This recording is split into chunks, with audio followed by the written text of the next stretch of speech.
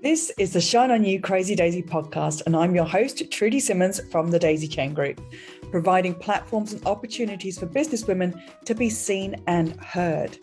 This platform is for the women entrepreneurs that want to hear the real stories of what it takes to be yourself and run a business with all the different hats that you might have to wear.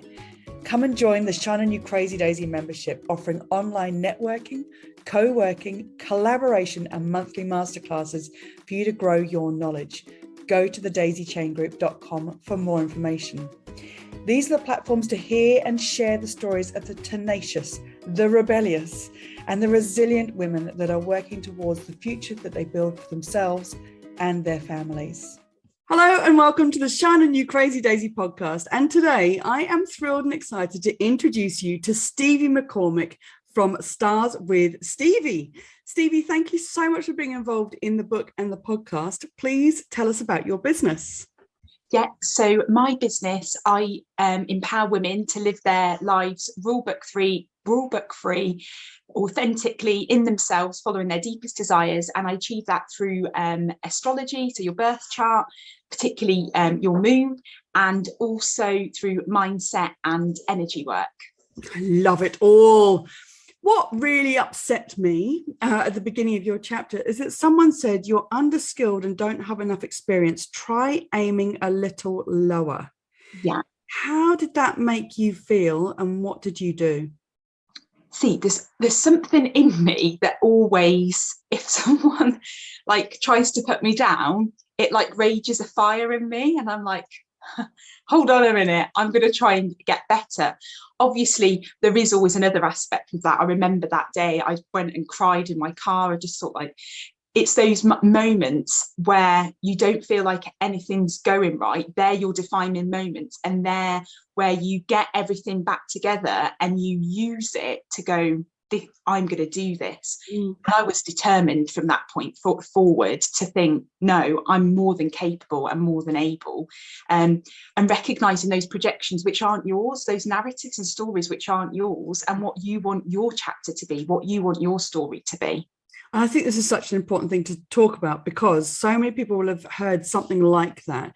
Try aiming a little lower. Some people will hear that and think, okay, that's what I need to be able to do. And I will just, don't worry, I will just look at how I need to dumb down where I want to get to. And that's not what you then did. And that it was just such a beautifully written piece. Oh, I felt so empowered reading it. So thank you for that. Thank you. You said that you felt like you had to live quietly inside the edges. Another brilliantly written piece. What did that make you aim for, and what did it make you realize? So it made me realize that I felt that I needed to just keep myself within a box. There's a big part of me that doesn't like to be seen. A lot of people assume that, I get this confidence to go out for things and put my name forward and take those actions. But there's a big part of me that actually does want to live within those edges and think, I'm not going to take that action. I'm just going to stay here quite small. Yeah. But what I realise is, and this is through astrology in my chart, my greatest potential, and I think even for anyone, your greatest potential is when you're putting yourself out there, when you're allowing yourself to be seen, and when you're taking that action, because you get this unfulfilled feeling in the pit of your stomach, and you look around at your life and you think, is this it? So for me, it was really about stepping into what it was that I wanted to do, looking for moments and opportunities that lit me up and took me where, that desire in you, that connection to what it is that you really want. And that's what the moon really helps you to do, connect to that wild woman. And that's what I loved, is live quietly inside the edges. When I read that, I thought, oh, that's so warm and cozy. But actually, it does become that feeling of confinement, rather than and staying in your comfort zone, which doesn't get you to where you want to get to. The other thing that you said in that bit of the chapter was that you didn't want to lose sight of Stevie. And that's really important, because if you're just living inside those edges, at some point Stevie will move on, and then you start feeling like you are losing sight of yourself. Yeah, definitely. brilliantly written. Oh, thank you. What is future scripting and how has it worked for you? So future scripting is where you write about what it is that you want to achieve. So it'd be like your goal, or the actions, or like your vision board, and you can do it alongside your vision boarding. And it's writing things as if they've already happened. So your dream and your ambition, so you'd write it in first person and you would describe it as in your day as it's happening.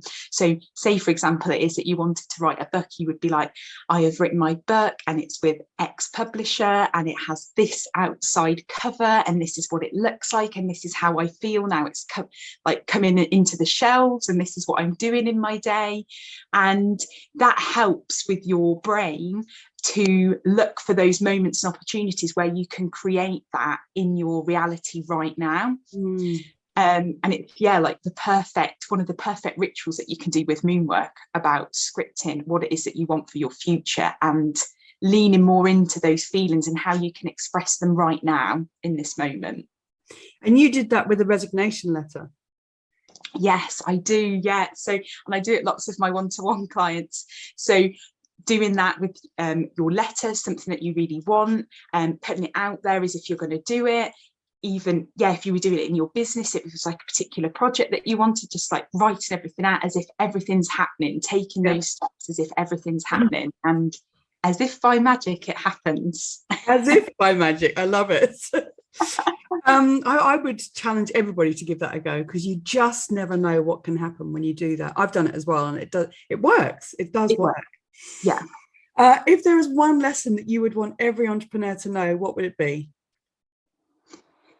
If you're not failing, you're doing it wrong, because your definition of what failure is what you perceive it to be. But actually, if you're doing things and it's not feeling right, you're exploring it, you're thinking, what can I do better? What can I learn? So I think anything where you think, what am I doing? And I always call it like dancing with your darkness. If you're not getting really intimate with what makes you feel really uncomfortable and what makes society feel really uncomfortable, because we've got all these layers upon us, which are our own and other people's. So getting like down and dirty with that part of yourself and marinating in it and having this dance allows you to truly express yourself and accept yourself. You're then going to be ready as a business owner to be in any position, to have setbacks, to have those failures that you deem to be, but stand boldly in who you are and confidently. That's my key lesson. I'm quite worried about marinating in myself, but each to their own. What is your favorite piece of business software? The Moon Phases app. Obviously. Cyclical living has been like the big part of my journey, like really leaning into when I can take action, when I can rest, also looking at when it's really good time to launch projects or talk about certain things in my business. It really allows me to like lean into energies that we might be feeling as a collective, but also how I might be feeling, and always coming from a place of service of what I need first. So it's really good. Also, it tells you like the best times when you can go out and have a moon gaze, which has great health benefits, like connecting you to something greater, connecting you with nature, lowering your blood pressure. So yeah, really good. I love the moon thing. I'm a lunatic. Yeah. So why not, I say. Stevie, this has been an absolute pleasure, and thank you so much for sharing your story with Book 5 and on the podcast. Thank you. Thank you for watching. If you like what you saw, please like the video and click the subscribe button for this channel for more inspiration.